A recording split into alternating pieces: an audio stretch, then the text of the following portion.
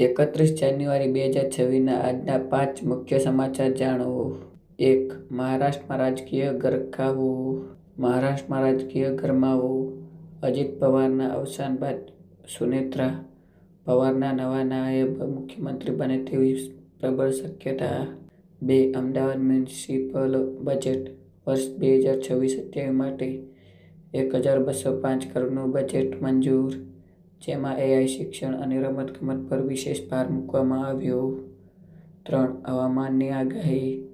આગામી 3 દિવસ ઉત્તર ભારતમાં વેસ્ટર્ન ડિસ્ટર્બન્સને કારણે ગુજરાત સહિત અનેક રાજ્યોમાં વાદળછાયું વાતાવરણ અને ઠંડી વધવાની શક્યતા.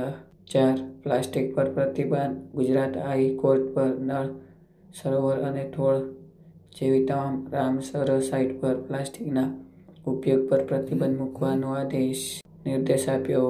5. Sport update. સુરતના લાલભાઈ કોન્ટ્રાક્ટ સ્ટેડિયમમાં ISPL મેચ દરમિયાન બોલિવૂડ અભિનેતા સલમાન ખાનની હાજરીથી ચાહકોમાં ઉત્સાહ. તો આજના સમાચાર કેવા લાગ્યા કોમેન્ટ કરી જણાવજો અને વિડીયોને લાઈક શેર કરજો અને ચેનલને સબસ્ક્રાઈબ કરવાનું ભૂલતા નહીં.